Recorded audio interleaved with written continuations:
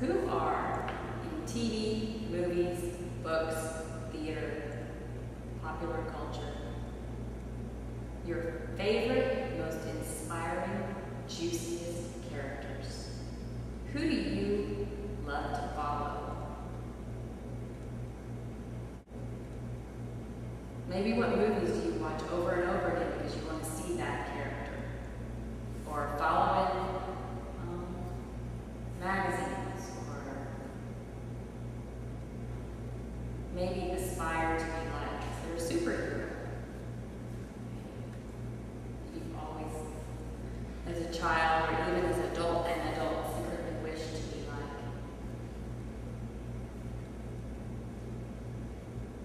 While you're writing, I'm going to give you my examples. Certainly will not ask you for yours, because it's kind of weird. But as you think of your characters, remember their qualities, their characteristics, the ones that you care about the most. When I first read this exercise, I immediately, I don't know if it's because we have this show on our TV so often, but I don't think that's what it is. I love Tina Fey in 30 Rock. Not so much Liz Lemon because she's kind of hapless, but Tina Fey because, number one, she is funny. She's really funny, and she's not funny because somebody wrote a script for her or, because of somebody else's brain. She's funny because she writes her own stuff. She's famous or popular or loved because of her own product. And I love it. She's also very independent. If you've read any of her books, she thinks for herself. And I absolutely love that about her. And of course, the fact that she's really funny. And if you can't think of, a movie character or somebody in TV, I think it's great to think of real people who you love to emulate, who have the same values you want to adopt. In my last newsletter, I wrote an article about my husband's grandmother and how her life was everything I would want, really. So, think through, the characters or the people that you've known. And what is it about them that you would like to bring into your change? You're going to make these changes. Who can you copy? Who's already gotten it right? This exercise came from pages 69 and 70 of this book. And the premise is that the writers divided our life situations, the elements, the building blocks of our lives, into 17 different categories. And you're going to see them when you open it up. And what we're going to do is build your fulfillment house. So take all the pieces out.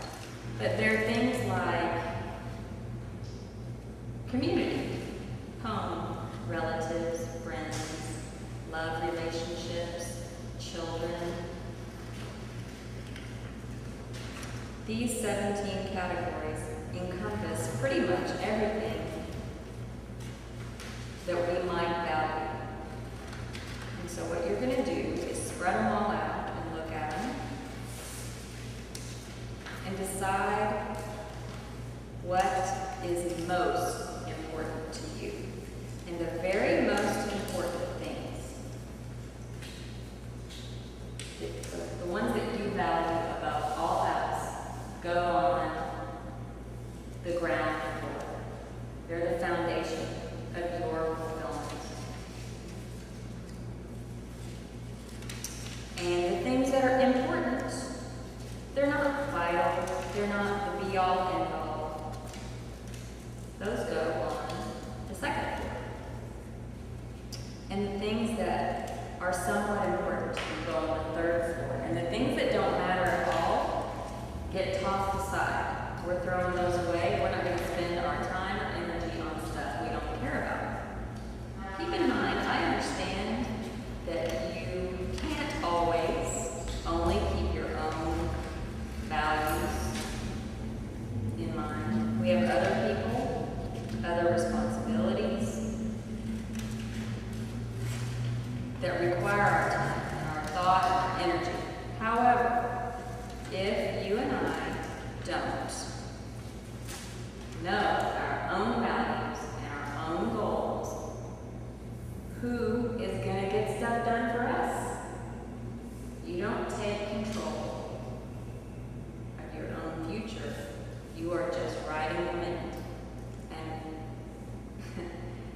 I'm saying you, I mean you and I. If we don't set some goals in place that are aligned with our most important values, we will look up in 10 years and go, what happened?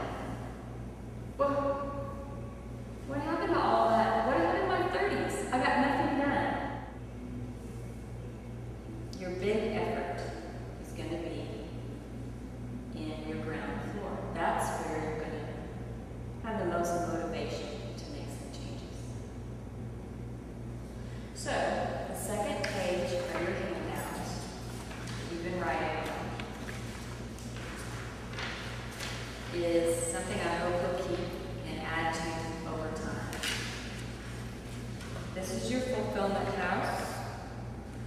Your ground, I say first floor, it's really your ground floor.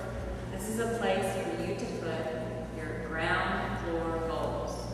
That's goals in the areas of your life that are the absolute most important to you.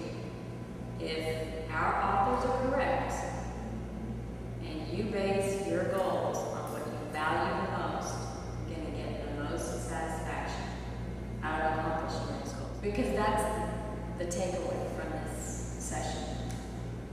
What you're doing right now. And the dates that you attach to the goals,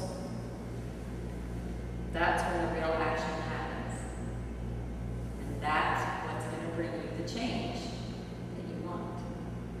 So, if this talk helped you, I can tell you that it's very much like one-on-one coaching.